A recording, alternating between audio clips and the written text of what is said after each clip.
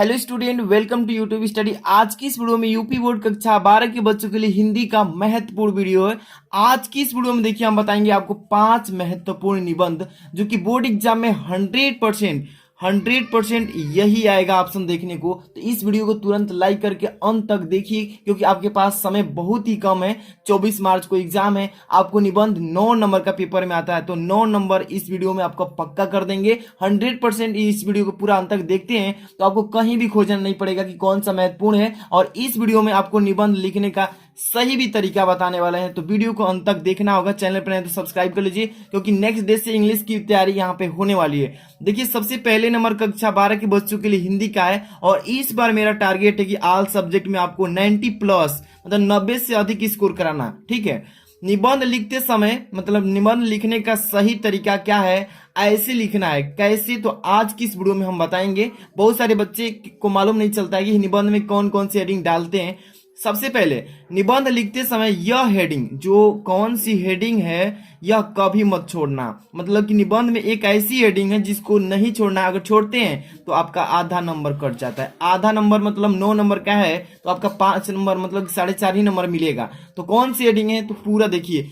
आपको एक चीज और बताता हूं, देखिए निबंध लिखने में पहले कौन कौन सी हेडिंग डालते हैं, मतलब लिखते हैं तो कौन कौन सी हेडिंग पहले डालते हैं, इस वीडियो में मालूम चलने वाला है। सबसे पहले तो प्रस्तावना, आप किसी भी निबंध का लिखते हैं तो प्रस्तावना डालेंगे, और जिस टॉपिक पे निबंध लिख रहे हैं तो उस टॉपिक का संबंधित हेडिंग भी डालेंगे। ठीक है, उपसंहार भी डालते हैं, तो आपको अंत में बताया जाएगा कौन सी हेडिंग नहीं छोड़ना है। चलिए, सबसे पहले नंबर आपको मैं परिचय कराता हूं कि 5 कौन कौन से आपकी क्या है, मतलब कि महत्वपूर्ण निबंध हैं। तो चलिए, सबसे पहले यहाँ पर देखिए, ये हिंदी के 5 महत्वपूर्ण निबंध लेखन जो 2022 में, यहाँ पर 22 लिखना चाहिए था, 20 लिख दिया, 2022 में पूछा जाएगा। तो देख सकते हैं पहले नंबर 100% ये पेपर में आएगा, इसको अच्छे से देख लीजिए।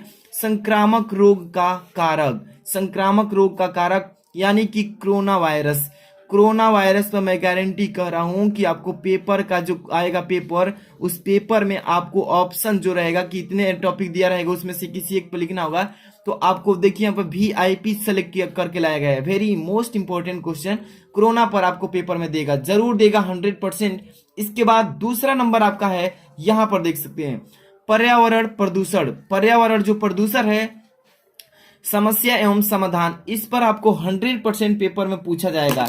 तो आप इसको अच्छे से तैयार कर लीजिएगा। पर्यावरण प्रदूषण समस्या एवं समाधान, इसका भी देखिए VIP क्वेश्चन के रूप में सेलेक्ट किया गया है। बोर्ड एग्जाम में 100% ऑप्शन में देखने को मिलेगा। इसके बाद तीसरा देखिए ध्यान से, आतंकवाद। आतंकवाद की समस्या एवं समाधान, आतंकवाद की समस्या एवं समाधान VIP क्वेश्चन में सेलेक्ट किया गया। इसको अच्छे से देख लीजिए, इसी वीडियो में इसका हम बताएंगे।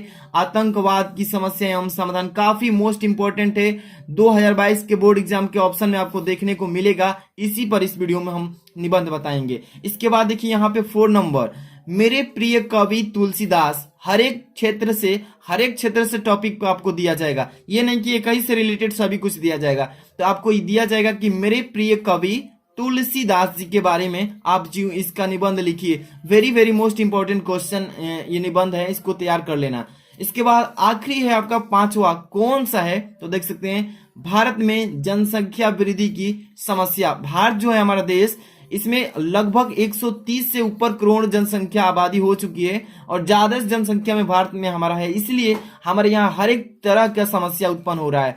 तो आपको इस पर बोर्ड एग्जाम में देखने को मिलेगा। सरकार जो इस पर कड़ी नजर रखी है जनसंख्या वृद्धि पर, इसलिए इसको ध्यान से पढ़कर जाना। ओके, आज की इस वीडियो में हम आपको बताएंगे कौन सा पद, तो ये वाला जो है आपके तीसरा नंबर देख लीजिए, आतंकवाद की समस्या एवं समाधान पर। ठीक है, चलिए सबसे पहले नंबर आपको एक चीज हम यहाँ पे बताएंगे कैसे लिखना है। बोर्ड एग्जाम में लिखना है ना, अच्छे से लिखना है, तो ध्यान दीजिए। ये आएगा प्रश्नोत्तर संख्या आपके 14, यानी कि लास्ट में रहेगा निबंध, पेपर के लास्ट में। और बोर्ड एग्जाम में कैसे हेडिंग डालना है, प्रश्नोत्तर संख्या 14। ठीक है, किस टॉपिक पे आप निबंध लिख रहे हैं, तो आप आतंकवाद की समस्या एवं समाधान इसी पर लिख रहे हैं ना, तो आप टॉप में सबसे ऊपर जरूर लिख लीजिएगा।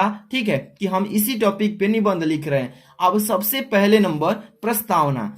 आप किसी भी टॉपिक पे निबंध लिख रहे हैं ना, तो सबसे पहले उसका प्रस्तावना डाला जाता है। हेडिंग प्रस्तावना ऐसे डाल लीजिएगा, अंडरलाइन भी कर लीजिएगा, बहुत ही बेस्ट दिखेगा और सभी लड़कों से आपकी कॉपी अच्छी दिखेगी और आपका अच्छा नंबर भी अचीव होगा। तो देखिए सबसे पहले तो आप प्रस्तावना डालेंगे। प्रस्तावना में क्या लिखा जाता है ये चीजें थोड़ा समझ लीजिए।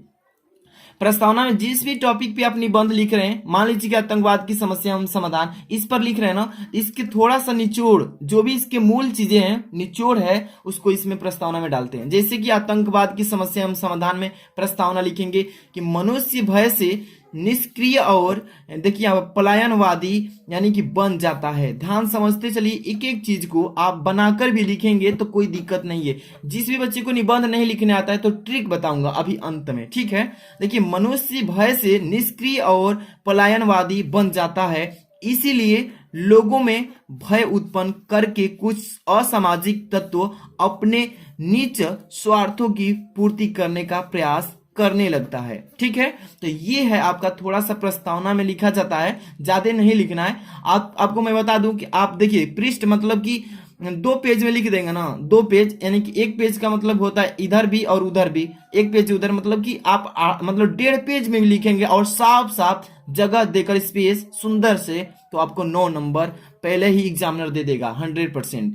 तो आपको देखिए यहाँ पे मनुष्य भय से निष्क्रिय और पलायनवादी बन जाता है, इसलिए लोगों में भय उत्पन्न करके कुछ असामाजिक तत्व अपने नीच स्वार्थों की पूर्ति करने का प्रयास करने में लग जाता है, ठीक है। इसके बाद देखिए इस कार्य के लिए वे हिंसापूर्ण साधनों का प्रयोग करते हैं। हिंसापूर्ण जो है, हिंसापूर्ण साधन से उनका क्या करने लगते हैं, प्रयोग करने लगते हैं। इतना आप लिख लेंगे प्रस्तावना में, ओके। आपको जो भी चीजें नहीं समझ में आ रहा था आप समझ में आएगा कि इसी से संबंधित अगली हेडिंग क्या है। तो प्रस्तावना तो क्लियर हो गया कि सभी हेडिंग डालते हैं सभी टॉपिक पे। अब आतंकवाद का अर्थ क्या होता है, आतंकवाद है ना, तो याद रखिएगा आतंकवाद का अर्थ क्या होता है, इसका मतलब क्या होता है। तो हेडिंग आतंकवाद का अर्थ इस तरीके से डालेंगे, ओके। इसका मतलब देखिए आतंक धनवाद, इसका मतलब होता है, संधि विच्छेद कर दिया, आतंक धनवाद से बने इस शब्द का सामान्य अर्थ है आतंक का सिद्धांत। याद हो गया ना, आतंक का क्या है, सिद्धांत है। यह अंग्रेजी मतलब अंग्रेजी के यहाँ पर देखिए टेररिज्म यानी टेररिज्म शब्द का हिंदी रूपांतरण है, यानी कि रूपांतरण का मतलब होता है बदलाव है। आतंक का अर्थ होता है पीड़ा, डर यानी आशंका। क्या होता है आतंक का अर्थ, पीड़ा होता है, डर होता है, आशंका भी होता है। इसी प्रकार यानी इस प्रकार आतंकवाद एक ऐसी विचारधारा है जो अपने लक्ष्य को प्राप्ति के लिए बल प्रयोग में यानी कि विश्वास रखती है। तो इसलिए आप आतंकवाद का अर्थ डाल करके इसको इसी तरीके से लिखिएगा कि आतंकवाद का अर्थ, आतंक धनवाद एक ऐसा मतलब इससे बने ऐसा शब्द है, सामान्य अर्थ है जिसका आतंक का सिद्धांत है। तो आप तो इसको अच्छे से थोड़ा सा भी 1-2 बार पढ़ लेंगे ना तो आपको याद हो जाएगा और इसी तरीके से आप बोर्ड एग्जाम में लिख सकते हैं। अगली हेडिंग क्या है, थोड़ा सा ध्यान दीजिएगा।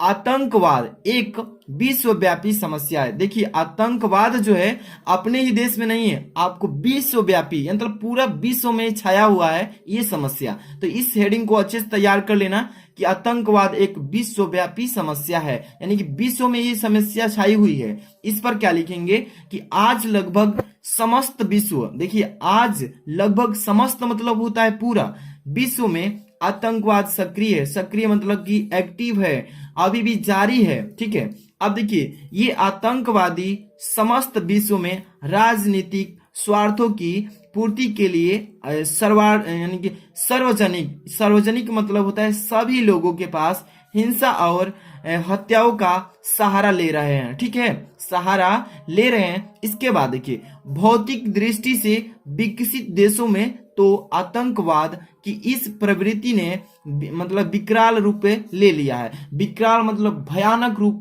ले लिया है, पूरा विश्व में ये समस्या छा गया है। ये नहीं कि भारत में ही ऐसा समस्या है, पूरा जो वर्ल्ड है हमारा उसमें ये जो विश्व में व्याप गया है, मतलब कि व्यापा है आतंकवाद। इसके बाद अगली हेडिंग आपकी क्या है, तो ये देखिए ध्यान से, इसीलिए मैं आपको एक एक हेडिंग बता रहा हूँ कि बोर्ड एग्जाम में कहीं किसी से पूछना ना पड़े और अच्छे से नंबर अचीव करना है तो अच्छे से लिखना भी पड़ेगा।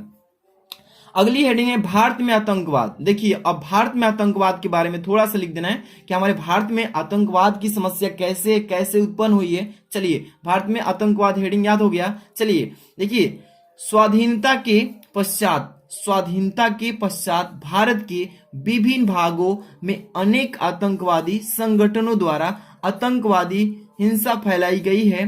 अब देखिए, उन्होंने बड़े बड़े सरकारी अधिकारियों की मौत के बाद उतार दिया, और मतलब मौत के बाद नहीं, मौत की घाट उतार दिया, और इतना आतंक फैलाया कि अनेक अधिकारियों ने सेवा से त्याग पत्र दे दिए। ठीक है, तो ये है हमारे भारत का आतंक। भारत में देख लीजिए ना कितना आतंक फैला हुआ है। इस तरीके से आप थोड़ा सा भी याद कर लेते हैं कि भारत में हमारा कितना आतंक है कि स्वाधीनता के पश्चात, जो हमारा स्वाधीनता बना है उसके पश्चात भारत के विभिन्न भागों में, हर एक क्षेत्र में, हर एक भागों में अनेक आतंकवाद संगठन द्वारा आतंकवादी हिंसा फैलाई गई है, यानी कि फैलाया गया है जानबूझकर। इन्होंने बड़े बड़े सरकारी अधिकारियों के मौत के घाट उतार दिया और इतना आतंक फैलाया कि अनेक अधिकारियों ने सेवा से अपना पत्र यानी कि त्याग पत्र दे दिया। ठीक है, ये भारत में आतंक है। इसके बाद आपका है जिम्मेदारी, यानी जिम्मेदार कौन है, इसका जिम्मेदार आतंक का कौन है, सरकार है या खुद हम हैं, इसके बारे में थोड़ा सा आपको डिटेल में लिखना होगा।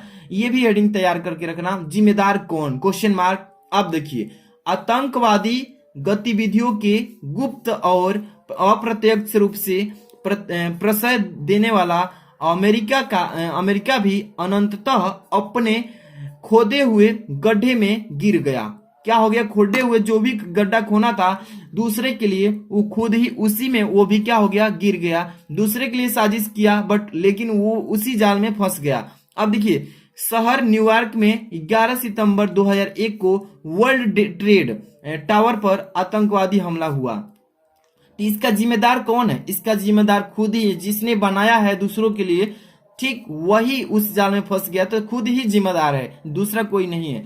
तो आतंकवाद का जिम्मेदार खुद ही है। इसके बाद चलते हैं आतंक के विभिन्न रूप। देखिए, आतंक का फैलाने का एक ही रूप नहीं है, कई अनेक रूप है। किस तरह से आतंक फैल रहा है, थोड़ा सा इसके भी बारे में लिखना पड़ेगा। देखिए, भारत में आतंकवादी गतिविधि निरोधक है। देखिए क्या है, निरोधक कानून 1985 में, एक बार थोड़ा सा अच्छे समझिए कि भारत में आतंकवादी गतिविधि निरोधक कानून बना था 1985 में। आतंकवाद पर विस्तार से विचार किया गया है। क्या किया, विस्तार से विचार किया गया है, और आतंकवाद को 3 भागों में बांट दिया गया है कि हाँ, 3 भाग के मतलब 3 प्रकार से आतंक किया जा रहा है, उसका नामकरण किया गया है। चलिए, पहले नंबर मान लीजिए, समाज में एक वर्ग विशेष को अन्य वर्गों से अलग अलग करने और समाज के विभिन्न वर्गों के बीच व्याप्त आपासीय मतलब व्यापसीय सौहार्द को खत्म करने के लिए की गई हिंसा है। मतलब कि अपने जहां भी रहते हैं माहौल में, आप वहां पे जातिवाद की जो हिंसा है, आतंकवाद, ऐसे बहुत सारे फैल रहा है। इसके बाद सेकेंड नंबर, ऐसा कोई कार्य जिसमें ज्वलनशील बम तथा मतलब यहाँ पे क्या लिखा, अग्निमेय यंत्रों का प्रयोग किया जा रहा है, मतलब आग से जलने वाला बम विस्फोट, ये सभी उसी में आएगा। इसके बाद तीसरा देख लीजिए, यहाँ पे तीसरा है आपका, ऐसी हिंसात्मक कार्यवाही जिसमें एक या उसमें अधिक व्यक्ति मारे गए हैं ये या घायल हुए हैं, ये तीसरा हो जाएगा। ठीक है, तो इसी तरीके से आतंक फैलाए जा रहे हैं, तो इसको आपको तैयार करके रखना है, बोर्ड एग्जाम में सीधे अटैक कर देना आपको भी। देखिए, आतंक का समाधान, इसको कैसे ठीक किया जाएगा, इसका उपाय क्या है, इसका मतलब निवारण क्या है, समाधान क्या है, इसको भी तैयार करके रखना। और मैं बताया था आपको कि लास्ट में आप ये हेडिंग मत छोड़िएगा, कौन सी, तो आप किसी भी टॉपिक पे जब निबंध लिख रहे हैं ना, तो उसका उपसंहार क्या होता है, मेन होता है। आप जितने भी लिखे हैं ना, उसका उपसंहार ही निचोड़ देता है। इसमें जो एग्जामिनर जो होता है ना, चेक करता है कि बच्चा उपसंहार लिखा है या नहीं, आधे नंबर कैंसिल कर देता है फटाक से। तो आपको ये गलती नहीं करना है, पहले से इसलिए सावधान हो जाना है। आतंक का समाधान कैसे होगा, पहले इसको थोड़ा समझिए। भारत में विषम मतलब कि विषमुक्त स्थिति तक पहुंचने आतंक के समाधान पर संपूर्ण देश के विचारकों और चिंतकों ने अनेक सुझाव रखे हैं। अपना अपना सुझाव सभी लोग दिए हैं, शुभ चिंतक जितने हैं उसने। अब देखिए, किंतु यह समस्या अभी भी मतलब अनसूची है, मतलब कि अभी भी ठीक नहीं है, इसका समाधान अभी भी ठीक नहीं हुआ, मतलब अभी भी समाधान नहीं हो पाया है। तो आपको ये चीजें इतना लिख लेना है, ज्यादा नहीं लिखना है, आपको टू द पॉइंट लिखना है। जितनी बड़ी हेडिंग उसके अनुसार आप बनाकर भी लिख देते हैं, अगर याद नहीं है, पास होना है तो आप कर सकते हैं ऐसा, ठीक है। जो भी बच्चे मतलब तैयार किए हैं वही याद करके गए हैं वही लिखेंगे।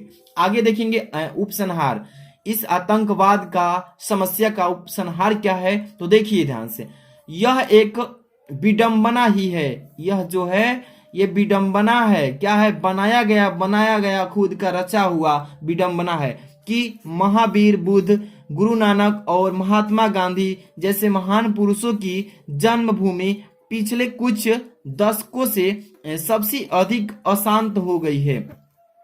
कि जब पहले हमारे बड़े बड़े नेता थे, हमारे देश के महान पुरुष थे, यानी कि महावीर मतलब महावीर बुद्ध जी, गुरु नानक जी, महात्मा गांधी जी, ये महान पुरुष जन्मभूमि है, पहले से ही कुछ दशकों से पहले ये सबसे अधिक अशांत हो चुकी है। मतलब जब से उन लोगों ने हमारा देश को छोड़ दिया, स्वर्गलीन हो गए, तब से हमारे देश में ऐसी आतंक फैलते चला आ रहा है। तो देखिए, देश की 121 करोड़ जनता ने हिंसा की सत्ता को स्वीकार करते हुए उसे अपने दैनिक जीवन का, दैनिक का मतलब रोज के जीवन में अंकमान, यानी कि देखिए सॉरी अपमान लिया है, मतलब इसको मान लिया है भारत के विभिन्न भागों में हो रही है, हर एक जगह, हर एक राज्य में, हर एक क्षेत्र में, हर एक स्टेट में, मतलब कि हर एक जगह हो रहा है। आतंकवादी गतिविधियों ने देश की एकता और अखंडता के लिए संकट उत्पन्न कर लिया है, तो कर दिया है। तो आपको जितने भी मैंने ये मतलब कि बताया है, पांचों जो बताया मैंने, इस पांचों को अगर रेडी करके जाते हैं ना तो 100% वीडियो देख लीजिए और पेपर देकर आइएगा। जरूर इस वीडियो को देखकर बताइए कमेंट में कि सर आप जो निबंध बताए थे 100% पेपर में इसमें से 2-3 क्वेश्चन मतलब कि फिक्स फंसा हुआ था। तो आप जरूर पेपर देकर आइएगा और बताइएगा। और इसका पीडीएफ चाहिए तो तुरंत वीडियो के डिस्क्रिप्शन में जाएंगे तो वहां पे टेलीग्राम में ज्वाइन हो जाना है जो बच्चे नहीं हुए हैं, और सेकंड चैनल मेरा उसको सब्सक्राइब कर लेना है। मिलते हैं इस वीडियो में, थैंक्स फॉर वॉचिंग।